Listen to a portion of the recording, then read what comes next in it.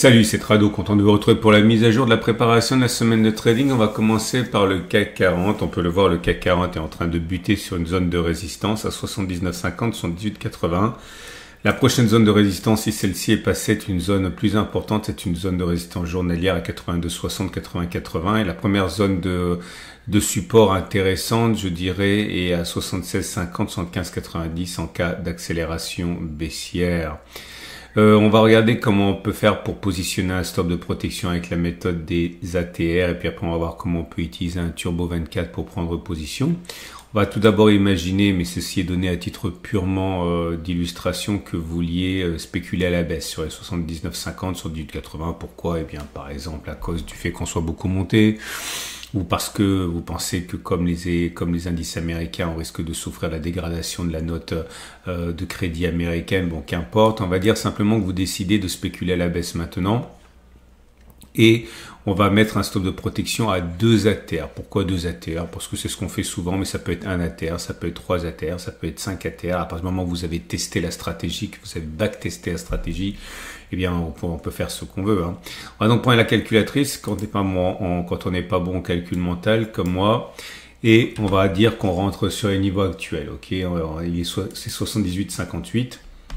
C'est le niveau actuel. Et on va prendre un stop de protection à 2 ATR. L'ATR, au moment où je parle ici, average true range, il est à 36. Ok, donc si on prend un stop de protection à 2 ATR, on va donc mettre un stop de protection au-dessus parce qu'on spécule à la baisse. Donc il faut ajouter 36 et 36 puisqu'on prend un stop de protection à 2 ATR. Ça fait un stop de protection à 79,30.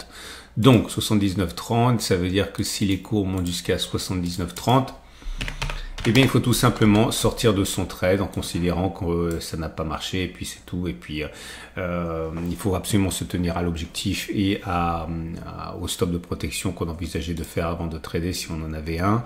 Donc, on reprend. Vous rentrez en spéculation baissière maintenant. Vous avez votre stop de protection à 79,30. On va maintenant imaginer que vous vouliez plutôt acheter. Vous avez deux solutions, on va dire les plus immédiates sont les suivantes.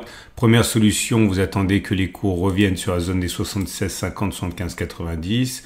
Vous achetez, vous espérez que ça remonte, stop de protection en dessous avec la méthode des ATR.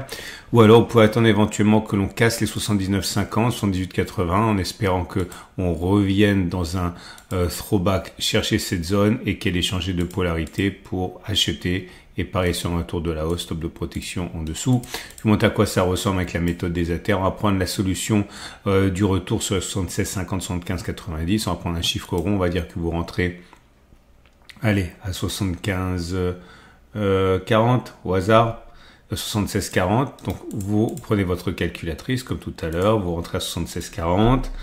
Et vous avez un stop de protection, on va dire à 3 ATR, c'est simplement un exemple. À l'ATR, on a vu qu'il était au moment où je parle à 36.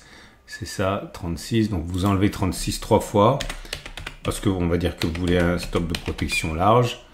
Ça fait un stop de protection à 75,32. C'est-à-dire que si les cours vont à 75,32, eh bien il faut sortir de votre trade sans demander votre reste, ok. Et puis bien sûr, il y a d'autres solutions, je l'ai déjà expliqué, on peut attendre que l'on revienne et qu'on fasse un throwback sur cette zone-là pour acheter. Et on passe au DAX 40, l'indice phare allemand. Alors vous êtes au contact d'une résistance ici, elle est 23 900, 23 370. C'est une zone qui peut être difficile à passer. C'est une zone de résistance H4 et journalière, donc on pourra la considérer passée uniquement si on clôture au-dessus en fin de journée. Ok, donc méfiez-vous, un simple dépassement en séance ne signifie pas qu'on a cassé la résistance, bien au contraire, ça peut être un piège. Donc, vous avez deux solutions. Si vous êtes baissier, vous pouvez parier sur le fait qu'on n'arrivera pas à passer cette résistance tout de suite. Vous spéculez la baisse, stop de protection au-dessus. Vous avez la possibilité, si on plonge par exemple tout de suite, eh bien, attendre un pullback sur cette zone-là. Normalement, ça aura changé de polarité statistiquement. Vous spéculez à la baisse, stop de protection au-dessus. Maintenant, vous pouvez également acheter. C'est pas du tout saugrenu. Par contre, sur les niveaux actuels, c'est un petit peu délicat. On a deux solutions. Soit vous attendez, comme je l'ai dit, que l'on clôture au-dessus de cette zone en données journalières. Puis si on revient dans cette zone à un moment ou à un autre, vous achetez. Stop de protection en dessous. et vous pariez sur un retour de la hausse, ou alors vous attendez, si c'est pas monté et que l'on descend directement, que l'on revient sur cette zone, on achète, on parie sur la hausse, stop de protection en dessous. Si vous savez pas quels signaux vous pouvez utiliser et si vous voulez intervenir uniquement sur signal, n'oubliez pas que dans les vidéos labellisées IG quotidiennes, je vous donne des signaux quasiment tous les jours, hein. C'est les vidéos qui s'appellent Trading SP500, CAC 40, Nasdaq, hein. Si vous voulez passer maintenant plutôt au marché américain, Votre rendez-vous avec IG. IG, bien plus que du trading. Une équipe d'experts à vos côtés. on a le SP500 qui est dans une situation également assez intéressante parce qu'on est, bon, il y a un sentiment haussier, on est long. C'est pas ça qui m'intéresse. Ce qui m'intéresse, c'est que on va arriver sur une zone de résistance solide ici, 61-66 000. Elle peut tenir, hein. Le problème, c'est que c'est une zone large, ok. Donc, beaucoup préféreront qu'on ait un signal avant de spéculer à la baisse. Donc, clairement, vous attendez que ça monte. Vous spéculez à la baisse, stop de protection plutôt large, je dirais. Si vous avez un biais qui est haussier, attendre peut-être un retour sur 58,76, 58,50, acheter, stop de protection en dessous. Ou alors, attendre un retour sur la zone de support des 57,90, 55,00, acheter, stop de protection en dessous. Voilà, c'est classique, ça peut fonctionner. Le Nasdaq est dans une situation équivalente, c'est-à-dire qu'on est entre support et résistance, il faut attendre un petit peu, je dirais. Si vous avez un biais qui est haussier, vous pouvez attendre que l'on revienne sur les 20 815, 20 720, vous achetez, stop de protection en dessous.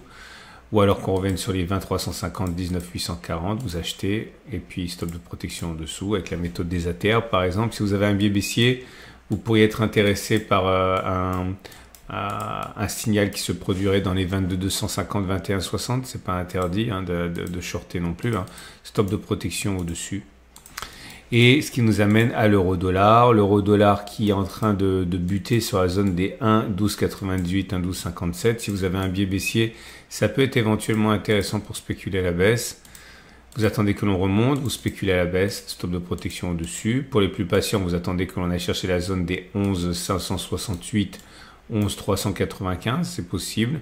Vous spéculez à la baisse à ce niveau-là, stop de protection au-dessus. Si vous avez un biais acheteur, c'est compliqué parce qu'on a rien de très très solide. On a cette petite zone ici, ok, intermédiaire de support. Si vous voyez des raisons d'acheter ici, vous achetez, stop de protection en dessous. C'est une possibilité. On va terminer avec Bitcoin qui est ultra dynamique actuellement et qui semble se jouer de la résistance énorme des 110 000, 99 700 qui est en résistance historique, excusez du peu. Si vous avez un biais baissier, il est compréhensible que vous spéculez à la baisse ici, stop de protection, je dirais plutôt large. Et si vous avez un biais qui est haussier, vous avez la zone des 103, 200, 107 et 150. Alors c'est compliqué parce que c'est une zone de support, mais dans une zone de résistance. Donc vous risquez d'être contré. Alors c'est pas interdit de le faire, hein. Ça a fonctionné d'ailleurs les dernières fois. Mais il faut savoir à quoi vous jouez. Autre solution, vous attendez un retour sur 95 300, 93 300, vous achetez, stop de protection en dessous. Voilà, on a fait le tour.